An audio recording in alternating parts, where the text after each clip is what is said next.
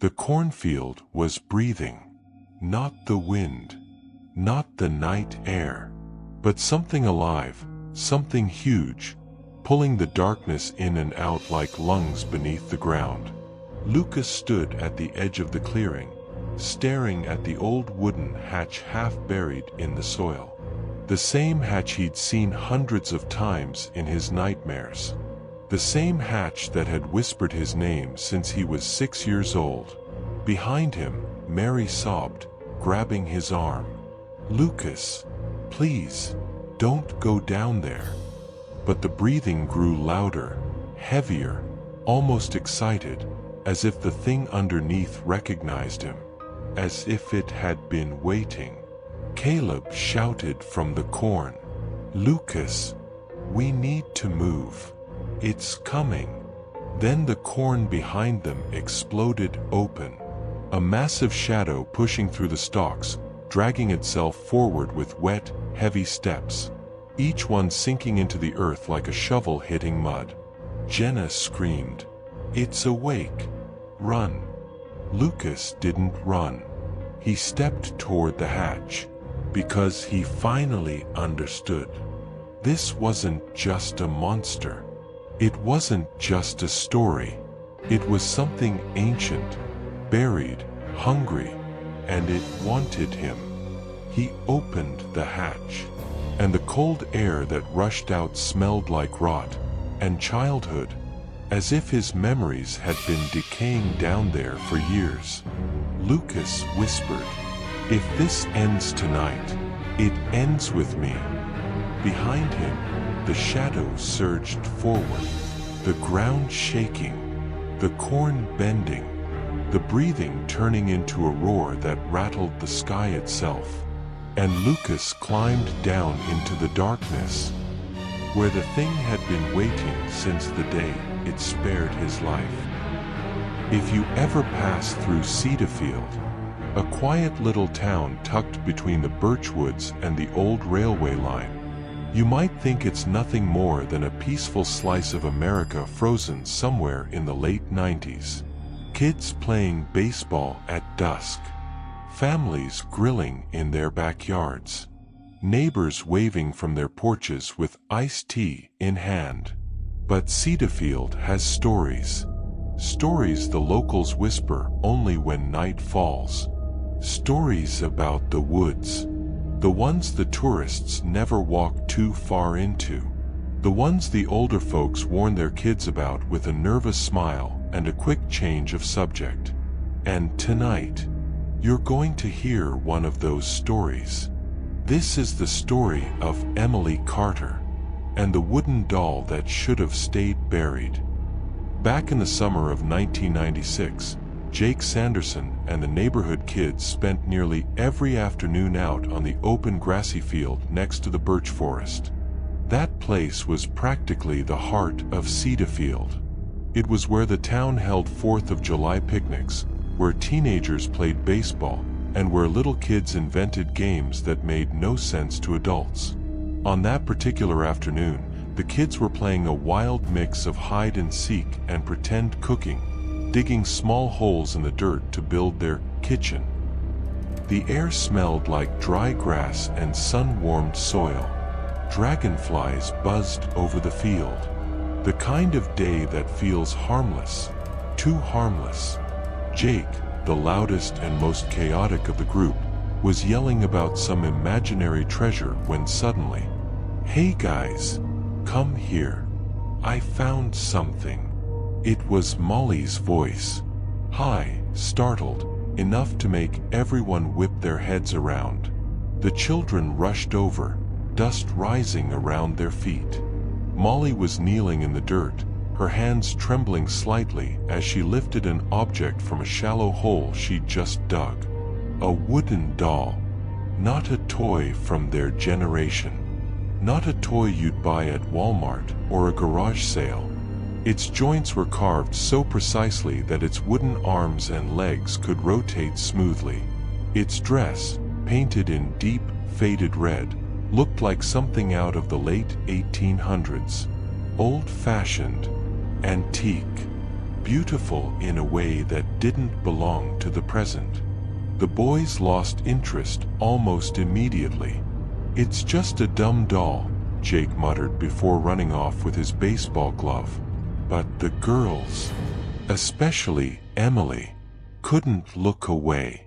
Emily reached out and took the doll gently, brushing the dirt off its wooden cheek. "It's so pretty," she whispered. Nobody noticed the way the breeze shifted at that moment, the way the birch trees seemed to sway though the wind had gone still. Nobody felt the sudden heaviness in the air. But something did change, and Emily Carter unknowingly became the center of it. Emily brought the doll home that very afternoon. Their house on Birch Lane was small and cozy, decorated with floral curtains and wooden picture frames, typical Cedarfield warmth.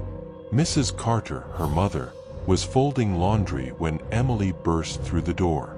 "Mom, look what we found." Mrs. Carter smiled politely, the way mothers do when they don't fully understand their child's excitement but support it anyway. "That's interesting, sweetheart. Wash your hands before dinner, okay?" Emily nodded but clutched the doll tightly, unwilling to let it out of her sight. That evening, instead of drawing or watching TV, she sat cross-legged in the living room, playing with the doll, pretending it could talk, holding conversations with it as though it were alive. Mrs. Carter watched from the kitchen doorway, amused. Emily was an only child, and imagination was her closest companion. If a wooden doll could bring her joy, then so be it. But later that night, as the house creaked under the settling cool air, the first strange thing happened. A lightning storm rolled over Cedarfield, knocking out the power across half the town.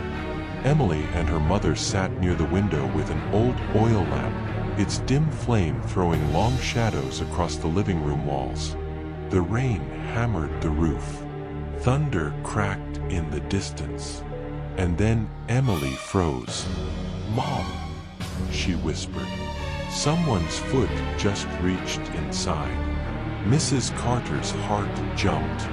She turned toward the window, expecting, hoping, to see nothing more than a shadow or the movement of the curtain. There was nothing, just the wet darkness of the yard. "Honey, it's probably just the lightning, or a branch. Don't scare yourself." But Emily wasn't convinced. Her eyes stayed locked on that window long after the storm passed. The next odd moment came a few days later. Mrs. Carter had just finished cooking dinner and went to place the pot on a wooden trivet she always kept near the stove. She looked around. It was gone. She checked the counters, the table, the sink, even behind the toaster. Nothing. "I swear I just had it," she muttered. Then, thud. The trivet flew out from under the bed in the master bedroom, launched so hard it hit her ankle. Mrs. Carter yelped, pain shooting up her leg. She stared at the floor, stunned. Under the bed was nothing but dust and a few old magazines. "Must be the cat," she mumbled, even though they hadn't owned a cat in 6 years. Another day passed. Another strange detail. Emily came home from playing, tracking dirt through the living room, toys scattered everywhere. Mrs. Carter sighed and picked everything up, including the wooden doll. She placed the doll carefully inside the glass display cabinet in the hallway. "Stay in there," she said under her breath, half joking. That night, Emily crawled into bed with wide, frightened eyes. "Mom, someone's crying again. Every night. I hear it." Mrs. Carter listened closely. Silence. Just the hum of the refrigerator and the occasional chirp from the woods outside. "I don't hear anything, sweetheart. It's just your imagination." tried to sleep. But Emily didn't sleep. She tossed and turned, clutching her blanket, eyes darting toward the hallway where the doll was kept. Outside, the birch trees swayed against the moonlight, as if something was moving among them. Something pacing, watching, waiting. That was Cedarfield, before things got worse. Much, much worse. And the wooden doll wasn't done yet. The next few nights in Cedarfield were strangely quiet. Too quiet.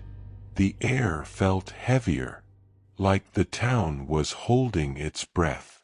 And inside the Carter home, things were beginning to shift. Subtle at first, like a whisper behind a closed door, but enough to unsettle even the calmest soul. Emily had always been a bright, cheerful kid. Everyone on Birch Lane knew her as the girl who left chalk drawings on the sidewalk and picked dandelions for her mother. But that week, she changed. The first sign came late one night, when Mrs. Carter woke to the sound of footsteps. Tiny footsteps. Not running, not shuffling, just walking back and forth, right outside Emily's room. Mrs. Carter sat up, heart pounding. Paul, her husband, was working a night shift at the mill. There should have been no one else awake. She opened her bedroom door. The hallway was dark, silent, still. "Emily," she whispered. No answer. She crept toward her daughter's room. The door was slightly ajar. Through the narrow gap, she could see Emily sitting upright in her bed, knees pulled to her chest, eyes wide and glassy. "Sweetheart, why are you awake?" Emily didn't look at her. She stared past her mother, toward the hallway behind her. "She's walking," Emily whispered. "The girl, the one who cries." Mrs. Carter felt the hair on her arms rise. She swallowed hard. "Emily, what girl?" "The wooden girl." Mrs. Carter turned on the hallway lights. Nothing. Just the creaking old floorboards and the stillness of a small American home at 2 in the morning. She tucked Emily into bed, kissed her forehead, and whispered, "It's just a dream, honey.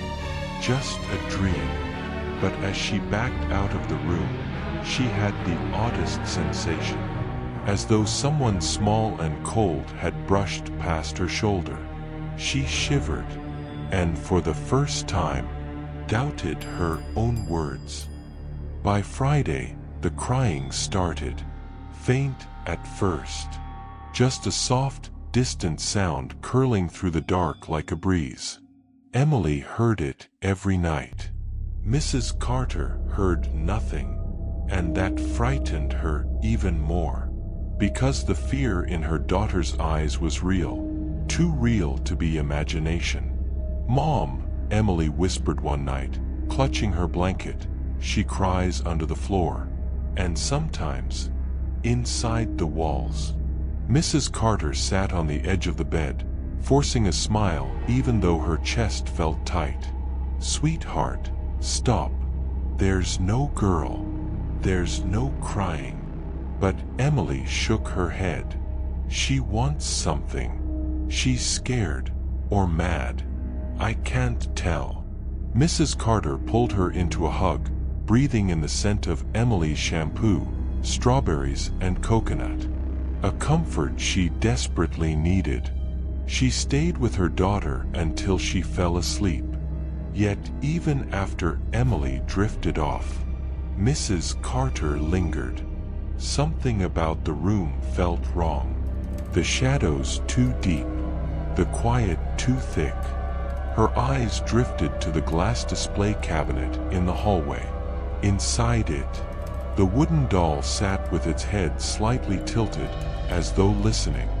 Mrs. Carter frowned. Had it always been tilted like that? She couldn't remember. The next morning, The house felt unusually cold. Emily looked pale during breakfast, pushing her food around without eating. "What's wrong, sweetheart?" She talked again, Emily mumbled. Mrs. Carter froze. "Who talked?" Emily leaned in, voice barely above a breath. "The doll." A chill slid down Mrs. Carter's spine. What did it say?" Emily's eyes glistened, frightened. "She said my name." Mrs. Carter decided it was time to remove the doll from the house. Nothing dramatic. She simply planned to put it in the garage until she figured out what to do next. Maybe donate it to the Cedarfield Historical Society. Maybe throw it away. She didn't care, as long as it was out of Emily's sight. But when she opened the cabinet, the doll wasn't there. The shelf was empty, glass smudged, door slightly ajar. "Oh God," she whispered. She tore through the living room, the kitchen, Emily's room, under the beds, behind the couch. Nothing. She even searched the backyard, walking barefoot across the cold morning grass. Still nothing. It was as if the doll had simply vanished. That evening, Mrs. Carter finally confessed the truth to her husband. Paul listened, exhausted from work, rubbing his forehead. "Honey, it's a doll. Emily's having nightmares because she's tired. Kids go through phases." Mrs. Carter wanted to believe him. She really did. But then the phone rang. It was Molly's mother. "Martha, is Emily okay?" she asked nervously. Mrs. Carter exchanged a confused glance with Paul. "Yes, why? Is something wrong?" "Well, Molly told me something strange. She said Emily told her the doll is alive, and that it cries every night." A pause. "She said Emily shouldn't have dug it up. And Martha, she said it wasn't buried alone." Mrs. Carter felt her knees weaken. "What do you mean?" "She said Emily told her there were bones too. Child-sized bones." Mrs. Carter's voice cracked. "That's not true. There were no bones. The children would have screamed." "I know, but Martha, it scared Molly so badly she's refusing to leave the house." That night, Mrs. Carter sat awake on the couch long after Paul went to bed. The house was quiet. Too quiet. The kind of quiet that makes you feel watched. Around 1:20 a.m., she heard footsteps. Soft, light, dragging slightly. But this time, they weren't outside Emily's room. They were coming from the hallway leading to the front door. Mrs. Carter stood slowly, her breath trembling. She walked toward the hall, each step heavier than the last. "Hello," she whispered. The steps stopped. She reached the final corner, turned, and froze. The wooden doll was sitting upright on the hallway floor, facing her, its head tilted, its painted smile cracked just enough to look like a smirk in the dim light. Mrs. Carter gasped, stumbling backward. The doll had returned, and deep in the silence of the Cedarfield night, something whispered. It was soft, childlike, and impossibly close. Emily. This was no lost toy, no harmless antique. Something else had come home with it. Something that had been waiting for years to be found.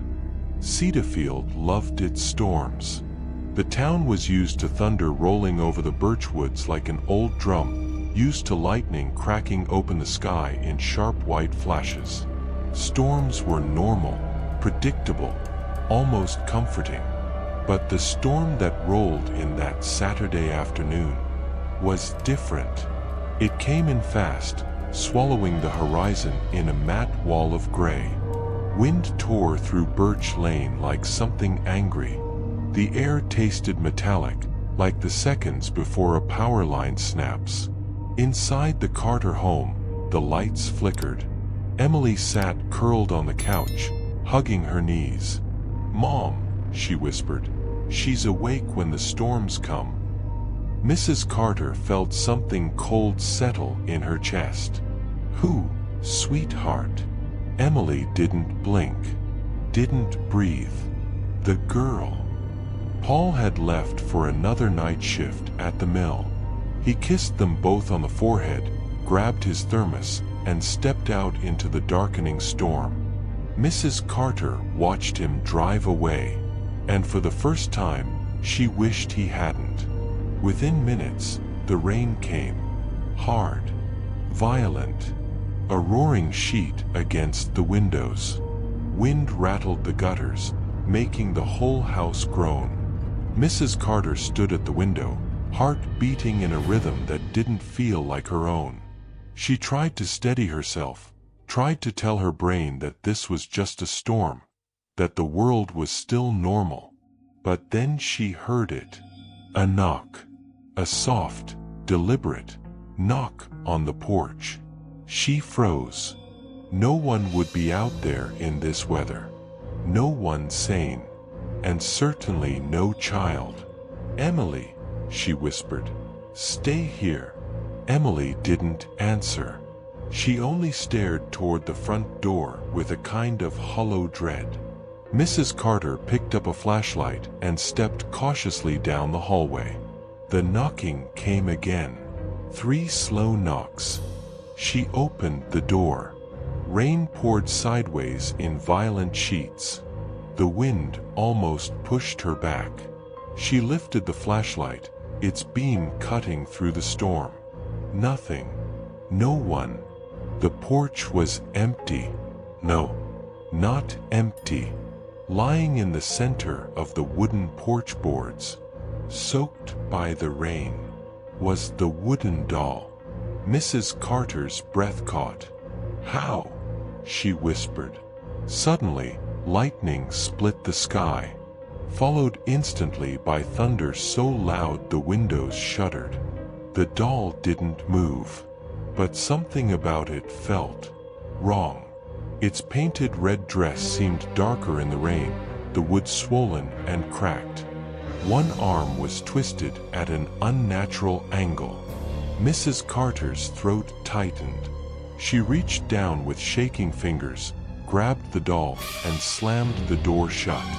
She didn't notice, couldn't have noticed, the small wet footprint left on the porch. Not a doll's footprint, a child's. When she returned to the living room, Emily's eyes widened. "Mom, why did you bring her inside?" "I didn't bring her.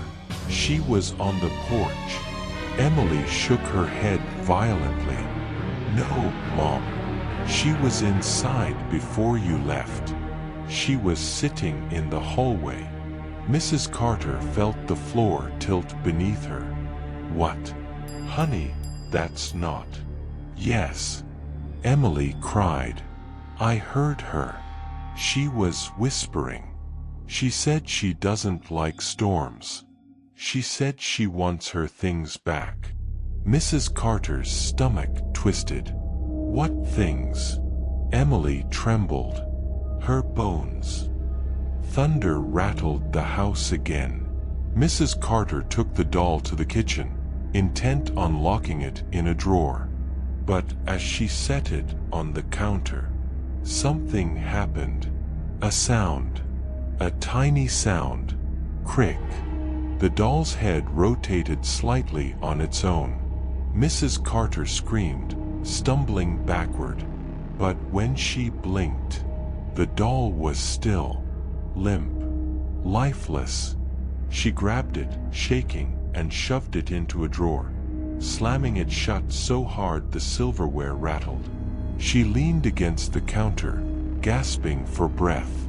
And then, bam! Something heavy slammed against the drawer from inside. Mrs. Carter jumped away. Another hit. Then another. Then silence. Complete. Unsettling. Silence. She turned slowly toward the hallway. Emily. No answer. She rushed into the living room, but Emily wasn't there. Emily! She cried out.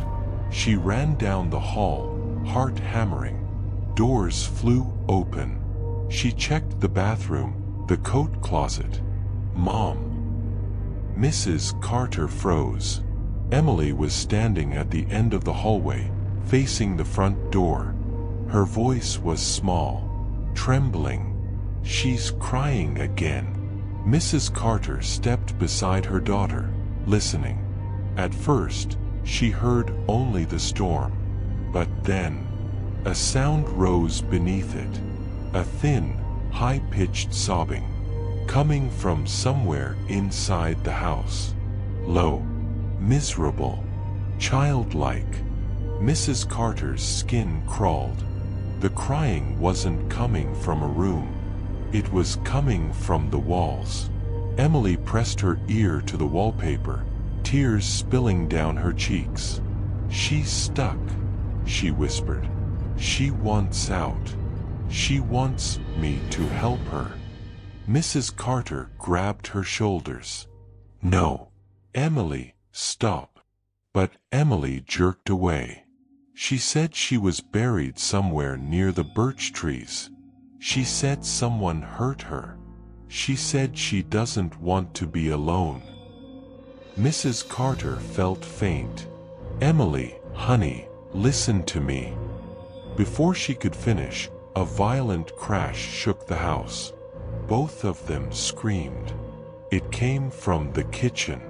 They ran back, slipping on the hardwood floor. When they reached the doorway, Mrs. Carter's breath left her body. The drawer she had locked, the one holding the doll, was open, ripped off its tracks and lying cracked on the floor. The doll was gone. Every cabinet door hung open. Pots and pans were scattered. The curtains near the sink were torn like something had clawed at them. Emily screamed, "Mom, look." Mrs. Carter followed her trembling finger. And there, on the kitchen table, illuminated by the flickering lights, was the wooden doll. But now, its head was snapped clean off, both arms broken, one leg dangling by a splinter of wood. Pieces of it lay scattered across the table. Mrs. Carter gasped. "Emily, why would you? I didn't do it." Emily cried. "She broke herself." She screamed and she broke herself. She said she was hurting. She said she was angry. Mrs. Carter backed away, horrified. Lightning flashed again. Thunder boomed. And then, crash. From somewhere deep in the house, the sound of an entire shelf collapsing. Mrs. Carter grabbed Emily, clutching her tight. "What's happening? What is happening?" Emily's voice was almost a whimper. "She's tearing the house apart," Emily whispered, just like she said she would. The crying in the walls grew louder, and louder, and louder, until it felt like the house itself was weeping. Cedarfield had seen storms before, but the one that night wasn't natural, because something else had awakened. Something buried, something wrong, something that wasn't finished, and the wooden girl was only getting started. The next morning came slowly, too slowly, as if the night had left a film of dread over the little house on the outskirts of Ash Willow. The sun hung behind the clouds, refusing to shine fully, and the field seemed oddly silent, unnaturally still, like something was holding its breath. Mary Harper brewed coffee but didn't drink it. She just stared at the steam rising from the mug, watching it drift upward like a spirit trying to escape. Lucas sat across from her, hands wrapped around his cup. He looked like he hadn't slept at all. No one spoke for a long time, because the truth was simple. None of them knew what to say anymore. Whatever was happening around them wasn't ordinary. It wasn't explainable. And worst of all, it wasn't stopping. It was getting closer. Around mid-morning, Caleb arrived again, this time without knocking.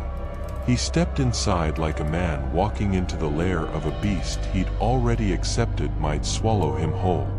"You both need to come with me," he said. "Now." Mary stiffened. "Caleb, what?" "Just grab your shoes. Trust me." He rarely sounded worried, but today, his voice trembled. Mary and Lucas exchanged a look and followed him outside. Caleb led them along the dirt road that connected the Harper property to the old cornfields that once belonged to the Willow Ranch. The land had been abandoned for over 15 years, ever since the strange disappearance of the Miller family. Ever since the night no one in town liked to talk about anymore. Lucas swallowed.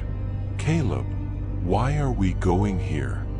"Because something's been moving in the fields," Caleb said quietly. "Something tall, and it's not an animal." Mary slowed her steps. "You've seen it." He nodded once. More than once. A cold wind crawled through the corn stalks, making them rustle softly, almost like whispering voices trying to speak through dry throats. They reached the fence line. The corn towered above them, overgrown, wild, far too tall for a field that hadn't been tended in over a decade. The plants leaned inward, as if hiding whatever moved within their maze. Caleb pointed toward a patch where the stalks had been bent outward, creating a narrow but forceful opening. "Something came through here last night." Mary stepped closer, her heartbeat thudding in her ears. The stalks were snapped at strange angles, high off the ground, as if whatever had passed was nearly 7 feet tall. Lucas crouched, brushing the soil with his fingertips. "Tracks," he whispered. They were large and deep, far too deep for a man. Caleb placed a hand on Mary's shoulder. "I think this thing has been moving between the forest and your property." Mary's breath caught. "Because of us?" "Because of Lucas," Caleb said. "It came after you when you were 6. You think it just forgot." Lucas's chest tightened, memories pressing against him. Screams, hands grabbing him from behind, the smell of rot, his own voice calling out for a mother who couldn't reach him. He closed his eyes, but something new tugged at the back of his mind. Last night, when he'd fallen asleep, he had dreamed of the cornfield. A long, narrow path, black figures standing between the stalks. A woman's voice calling his name from somewhere deep within. A voice he recognized, his real mother. Lucas opened his eyes abruptly. "We need to go in," he said. Caleb whipped his head around. "The hell we do. This thing kills anything that gets too close." "I heard her," Lucas whispered, "in my dream." Mary's lips parted. "Your mother." He nodded. "She wants me to follow." Caleb cursed under his breath. "Dreams don't talk to you, kid. They manipulate you." But Mary shook her head slowly. "Caleb, what if they do? After everything we've seen, you really think dreams are just dreams anymore?" The wind shifted sharply, carrying with it a low, dragging sound. A slow, deliberate movement. Something large was shifting deeper in the corn. The three of them froze. The stalks ahead swayed, not like plants in the wind, but like something brushing against them as it walked. Caleb grabbed Mary and Lucas by their arms and pulled them backward. No, we're leaving. Right now. But Lucas didn't move. He pointed. At the edge of the path, a shadow, tall, thin, impossibly elongated, stood between the stalks. And though they couldn't see its face, they felt its stare. Mary clamped a hand over her mouth. Caleb reached for his hunting knife.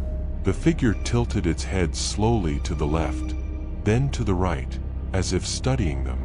Then it stepped backward and disappeared into the maze of corn with a soft rustle, like a whisper.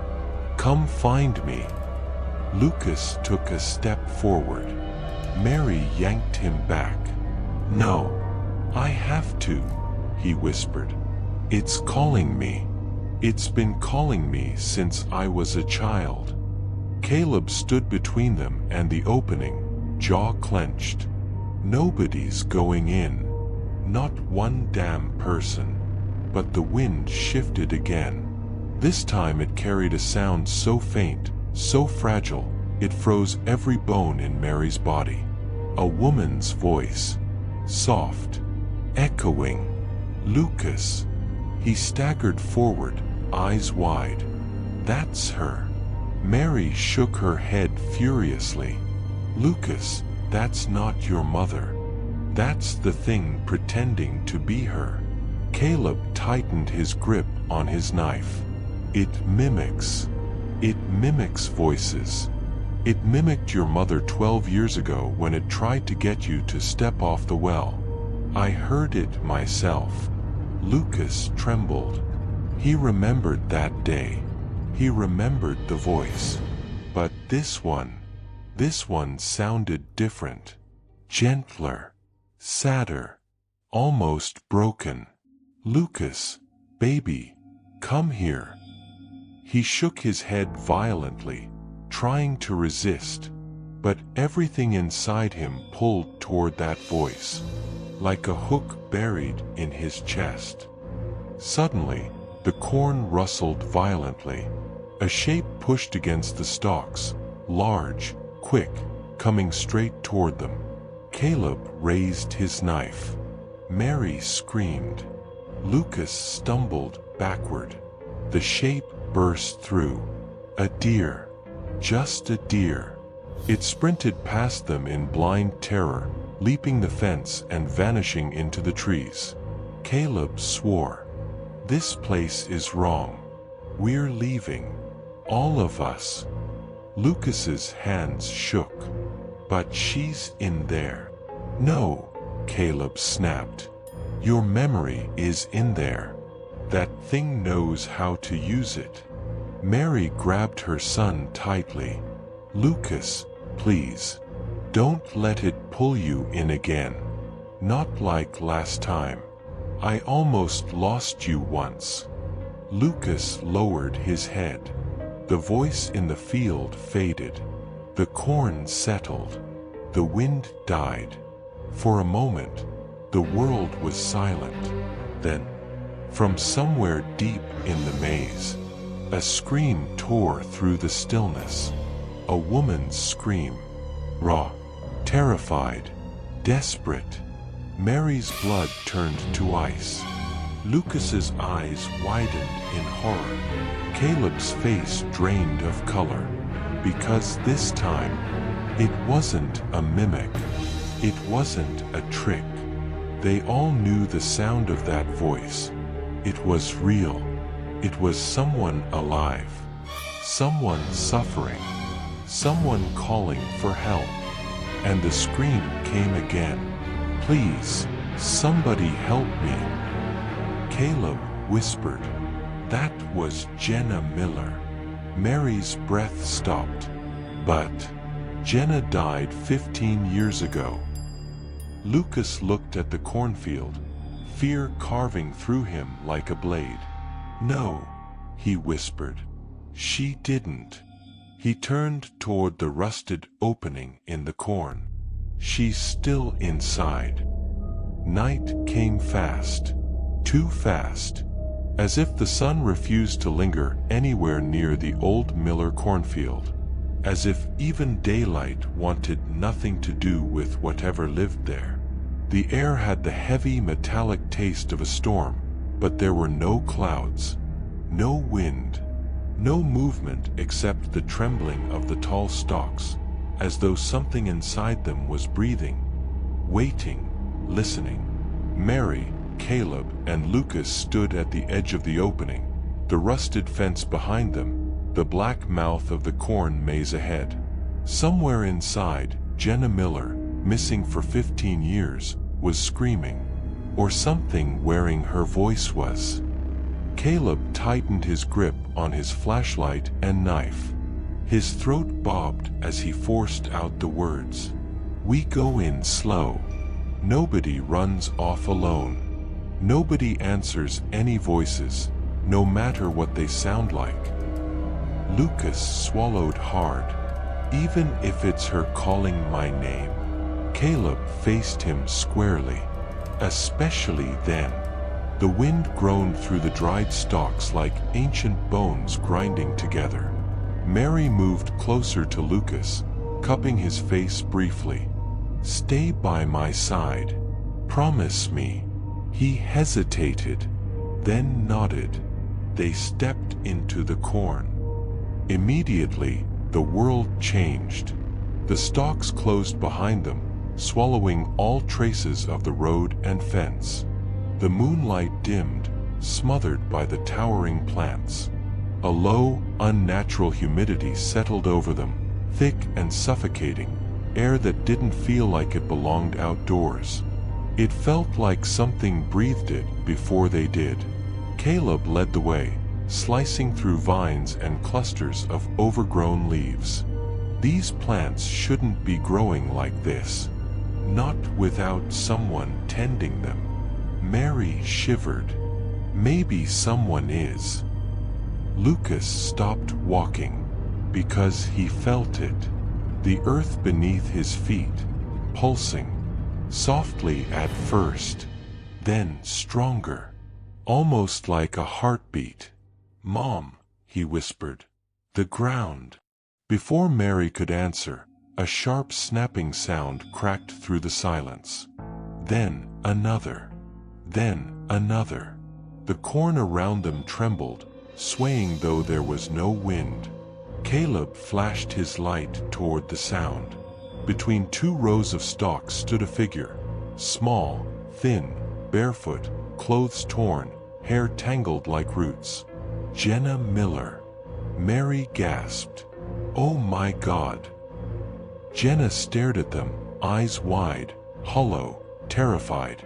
Her lips trembled. Please, help me. Lucas stepped forward instinctively. Caleb grabbed him. Stop. The girl reached out a shaking hand. Please. I can't get out. It won't let me leave. Mary stepped forward, tears filling her eyes. Jenna? Honey, it's okay. We're here.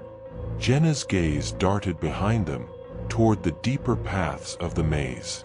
It hears us, she whispered. It's coming. The rustling started again. But this time, it wasn't the stalks. It was footsteps. Heavy, slow, wet. Something massive moved through the rows, dragging itself toward them. Caleb pushed Jenna behind him, his voice sharp. Which way out? Jenna shook her head violently. There is no way out. It changes the paths every night. Mary felt a chill crawl down her spine. Then how do we? Jenna looked straight at Lucas. Lucas knows. Lucas blinked.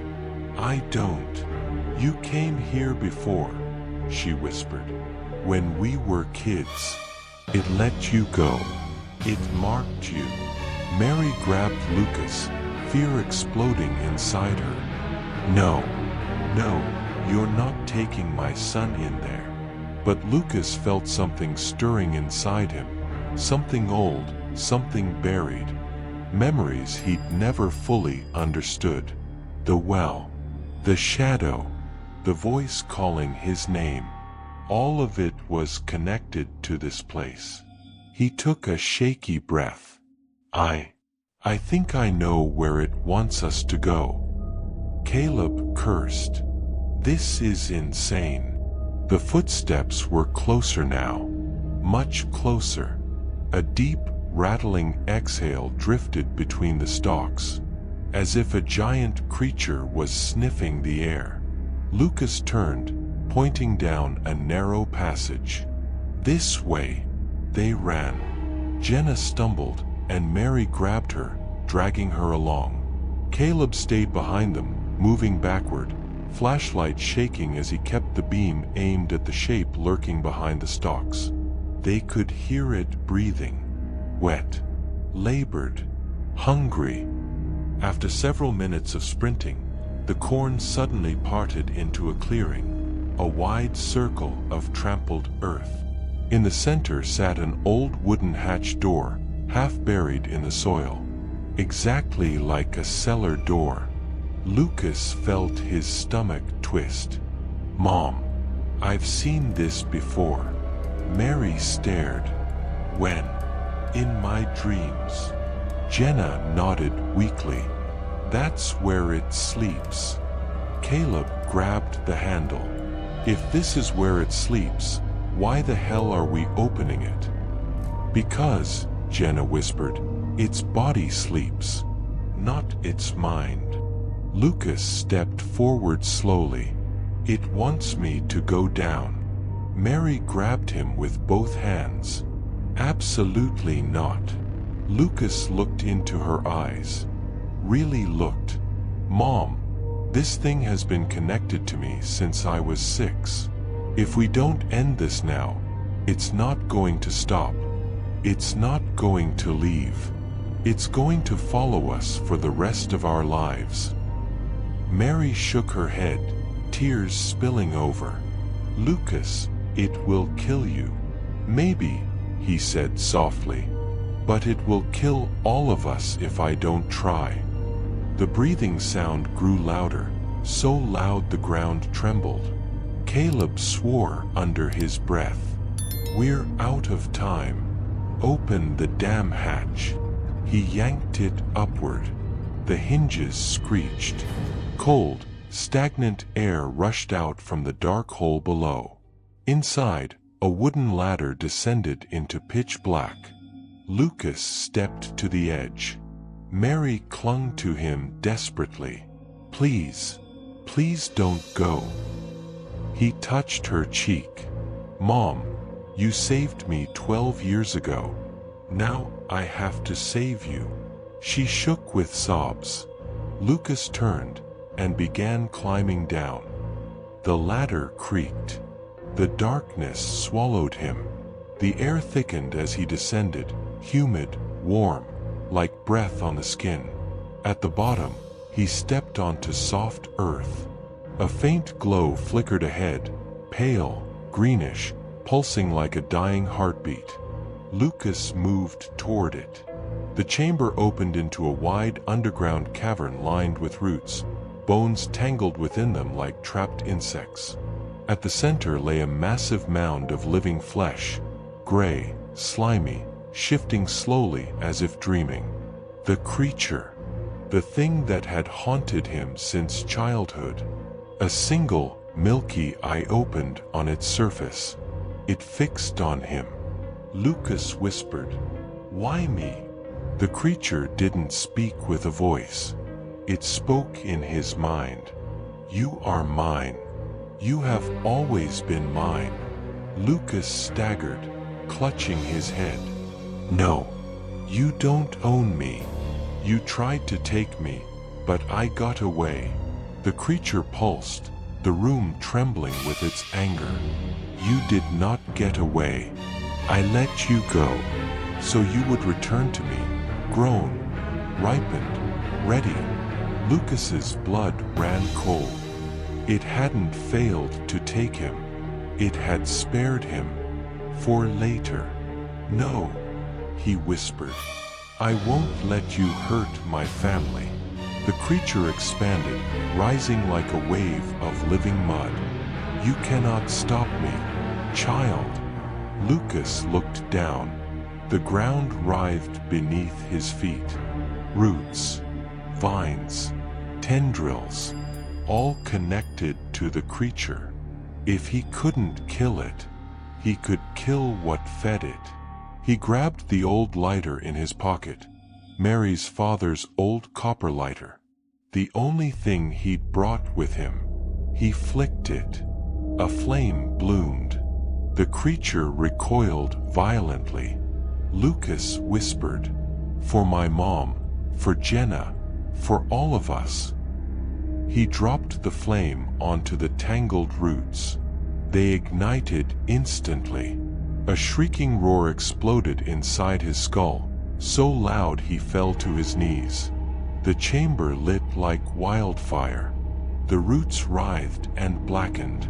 The creature flailed, thrashing, collapsing in on itself. The earth shook violently. Lucas scrambled toward the ladder. Above, Mary screamed his name. "Lucas, run." He climbed. The heat surged upward. The creature's death cry echoed like a hurricane tearing through the world. Lucas reached the hatch. Caleb grabbed his arm and pulled him out. The three of them fell back as the entire clearing began to collapse inward, the earth sinking, devouring the burning cavern in a thunderous roar. The cornfield trembled, then silenced. Smoke billowed from the sinking pit. The fire flickered out. The night returned to stillness. Mary pulled Lucas into her arms, sobbing into his shoulder. He held her tight, shaking. Caleb sank to the ground, breathless, exhausted. Jenna stared at the ruin with hollow eyes. "We're free," she whispered. Lucas looked at the smoking crater. "Are we?" No one answered. Because somewhere beneath the settling earth, something shifted. Slowly, softly, almost like breathing.